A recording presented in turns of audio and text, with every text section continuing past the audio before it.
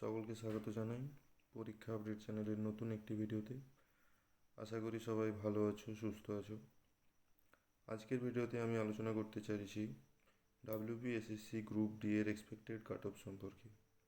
এতদিনে তোমরা আশা করি অনেক ভিডিওতে দেখেছো, অনেক কাট অফ সম্পর্কে ভিডিও দেখেছো, যেখানে কেউ কেউ বলছে 40-এ 40 কাট অফ যাবে, কেউ আবার বলছে 40-এ 45 কাট অফ যাবে, কেউ আবার বলছে 40-এ 35 কাট অফ যাবে।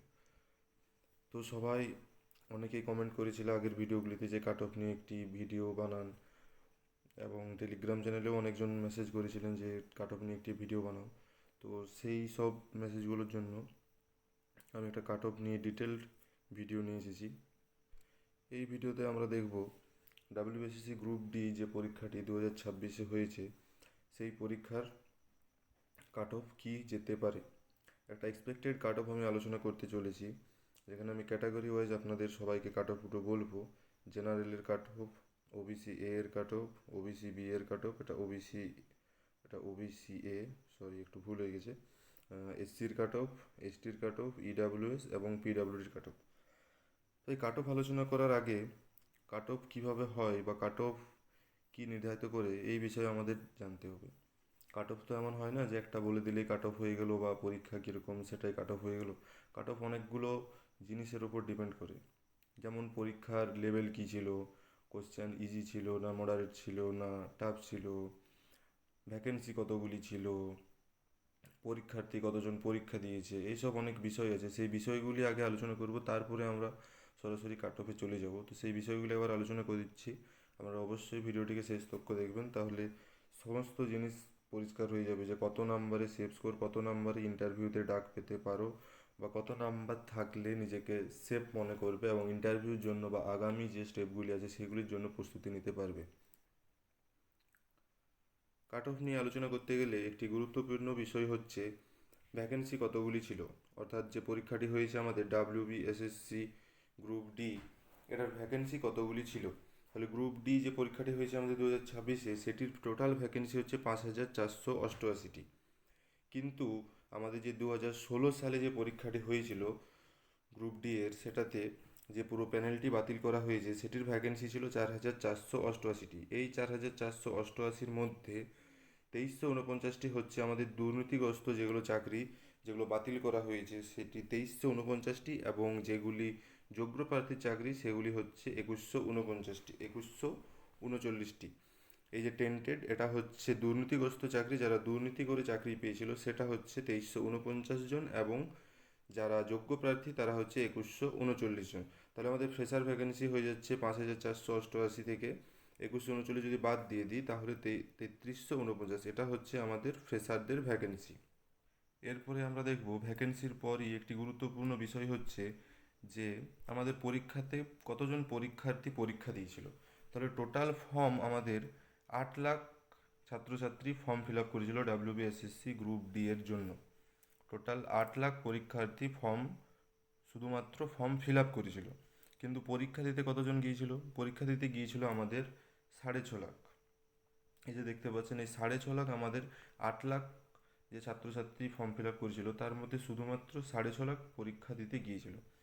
এরপর আসি কোশ্চেনের লেভেলের উপর। কোশ্চেনের লেভেল মোটামুটি বলতে গেলে মডারেটই বলা চলে। সবাই যেটা বলছে, মোটামুটি সবার মুখে যা শুনলাম, মোটামুটি 3 থেকে 4টি কোশ্চেন নাকি একটু ঘোরানো পেঁচানো ছিল বা ভুল হয়েছে অনেক মানুষের। কিন্তু ওভারঅল দেখতে গেলে কোশ্চেন মডারেটই ছিল। বাকি ম্যাথ রিজনিং অনেকটাই সহজ ছিল। দু একটা কোশ্চেন ঘোরানো ছিল, জিকেরও দু একটা কোশ্চেন ঘোরানো ছিল, 4-5টি কোশ্চেনের মতো হয়তো ঘোরানো ছিল। তাহলে কোশ্চেনের লেভেল ওভারঅল আমাদের মডারেটই ছিল, খুব একটা টাফও ছিল না, ইজিও ছিল না, মডারেট ছিল, করার মতো। এরপর চলে আসছি আমরা, যে আমরা তো পরীক্ষা দিয়েছি 40 নম্বরের, আর যাদের এক্সপিরিয়েন্স তারা 40 নম্বরের তো পরীক্ষা দিয়েইছে, প্লাস 5 নাম্বার আবার এক্সট্রা তাদের খাতাতে আগের থেকে আছে, এই 5 তাদের এক্সপিরিয়েন্সের জন্য। তাহলে কাট অফ আমাদের কত থেকে হবে? আমি যে কাট অফগুলো বলবো সেগুলো কত নাম্বারের বলবো? তাহলে আমরা কাট অফ আমাদেরকে দেখতে হবে সবসময় 45 নম্বরের মধ্যে। এই 45 নম্বরের মধ্যে আমাদের কিন্তু কাট অফ দেওয়া হবে, কারণ এক্সপিরিয়েন্স যারা ছিল, যাদের চাকরি বাতিল হয়েছে, তারা যারা পরীক্ষা দিয়েছে এক্সপিরিয়েন্সের সাথে, তাদের কিন্তু 5 নাম্বার এক্সট্রা অলরেডি দেওয়া হয়ে গেছে। তাহলে 40 নম্বরের আমাদের পরীক্ষা হয়েছে প্লাস 5 নম্বর আমাদের ওই এক্সট্রা যেটা সেটা, তাহলে আমাদের যারা 40 নম্বরে শুধু পরীক্ষা দিয়েছে ফ্রেশার ক্যান্ডিডেট, এদেরও কিন্তু কাট অফ 45-এর মধ্যেই আসবে, অর্থাৎ সবার কাট অফ 45-এর মধ্যেই আসবে। এবং এই ভিডিওতে যে কাট অফগুলি আমি দেখাবো সেগুলি সবই 45 নম্বরের মধ্যেই।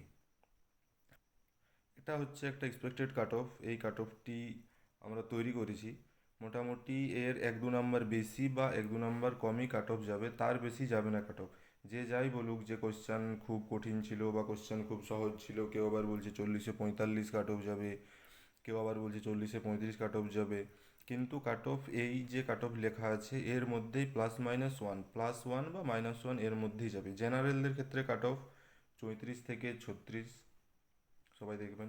ওবিসি এ, এটা ওবিসি এ, ভুল হয়ে গেছে, ওবিসি এর কাট অফ 31-33, ওবিসি বি এর কাট অফ 32-34, এসসিদের কাট অফ 30-31, এসটিদের কাট অফ 27-29, ইডাব্লিউএস এর কাট অফ 28-30, পিডাব্লিউডির কাট অফ 23-27। একটা কথা অবশ্যই বলবো, কেউ ধরে নেবেন না যে কাট অফ এটাই আসবে বা এটাই হবে, এর থেকে 1 নাম্বার বেশি বা 1 নাম্বার কম হতে পারে, কিন্তু মোটামুটি এই কাট অফটা আমরা ধরে চলতে পারি যে এই নাম্বার যদি কারো আসছে তাহলে সে সেফ আছে এবং ইন্টারভিউ প্রিপারেশন অবশ্যই নিতে পারে, বা ইন্টারভিউর পরে যে স্টেপগুলো আছে বা যা যা স্টেপ আছে এরপরে সেই স্টেপগুলোর প্রিপারেশন অবশ্যই নিতে পারে। এই কাট অফগুলো একবার সবাই দেখে নিন এবং সবাই আশা করি অ্যান্সার কি মিলিয়ে নিয়েছেন। যদি না মিলিয়ে থাকেন তাহলে আমাদের চ্যানেলে একটি ভিডিও অবশ্যই আগের থেকে দেওয়া আছে, সেই ভিডিও থেকে দেখে নেবেন একবার, অ্যান্সারগুলি মিলিয়ে নেবেন এবং এই কাট অফে দেখুন, যদি এই কাট অফের নাম্বারের মধ্যে চলে আসে খুবই ভালো, যদি না আসে কিছু কম হয় বা কিছু বেশি হয়, তাও আপনারা একটু প্রস্তুতি নিয়ে থাকবেন যাতে পরের স্টেপগুলিতে কোনো অসুবিধা না হয়। এবং যদি আপনারা চান যে এই কাট অফটা জোন ওয়াইজ বা রিজিয়ন ওয়াইজ আমি নিয়ে আসি, তাহলে অবশ্যই কমেন্টে জানাবেন, আমাকে টেলিগ্রামে মেসেজও করতে পারেন।